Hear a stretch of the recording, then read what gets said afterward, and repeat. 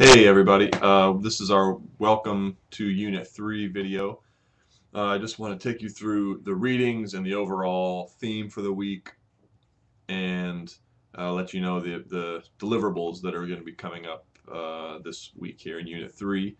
So the theme for this week is schools in diverse communities, and you'll be looking at 4 readings essentially, 2 PDF files that are on our Moodle course documents page, one from Lisa Delpit that has her take us through an implementation of a new language policy at a school in a small indigenous town in Papua New Guinea, and her analysis of the impacts of this new native language policy in the schools there.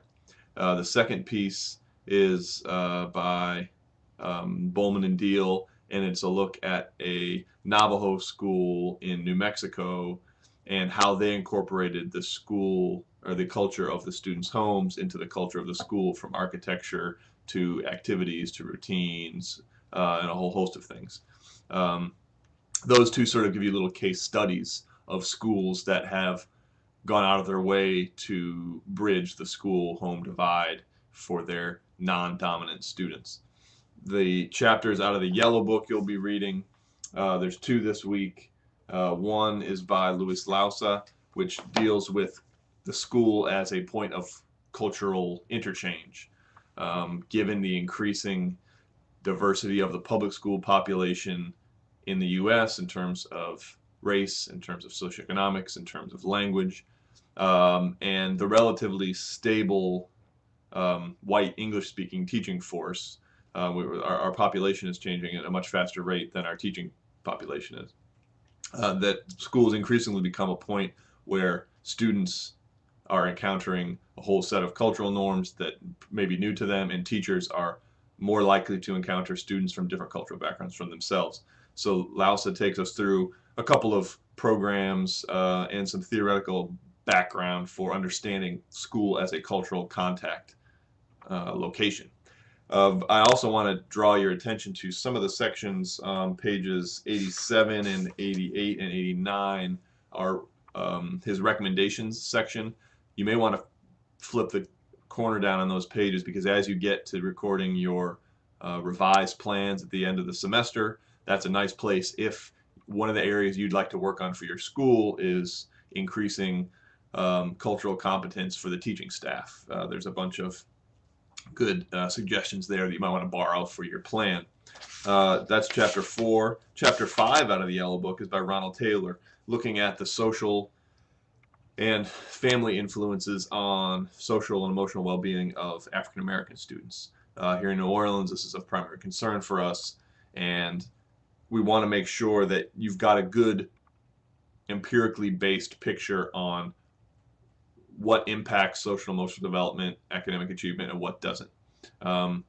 Much of the current debates sort of locate the school as the site where all the magic happens, and the outside of the school as being something that needs to be overcome or is a deficit that kids bring with them. This chapter tries to lay a few lines in the sand by examining that there are challenges that students from low-income, racial minority backgrounds can bring to school based on our highly segregated society and the way we dole out housing, job opportunities, healthcare, etc.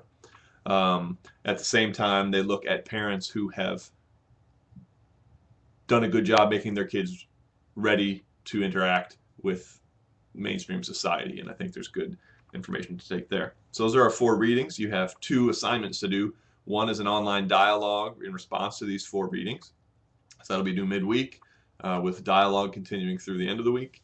And you also have a small piece of your semester assignment that involves the demographic analysis of both your school students, your student population over 3 points in time, and also your school's community, the population of the geographic area where your school is located, over 3 points in time. If you'll notice in course documents, I've provided a sample table that you can use that Word document and fill it out with your own school name and your own school's information. It has all the variables I'm looking for you to respond with there. The school one, most people find relatively straightforward. That's information your school has. The community one is a little more challenging. Some of us have really small attendance boundaries. Some of us have citywide attendance boundaries that cross school lines and whatnot. And so I want you, the goal is to get as narrow a geographic picture as you can of where your students come from. So if I'm at Ben Franklin High School on campus of UNO and I draw from students all across Orleans Parish, then that makes the most sense to me, is to use demographic data from Orleans Parish. If I am at Araby Elementary in Araby and I can get 3 years worth of demographic data from Araby because that's where 95% of my kids all come from, then that's a better choice. I've put links to the American Community Survey, which is done by the U.S. Census, and the U.S. Census 2000 and 2010 reports. So you can go on there and look for the variables that I've asked for in terms of community literacy, race, gender, education, all that stuff.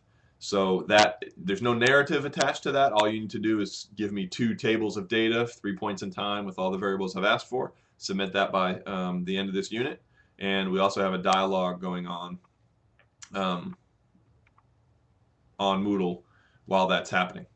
Next week is one of the most popular units of the course. We'll be looking at parental involvement, and so we'll talk. You'll be doing your initial parent involvement activities and doing the readings there.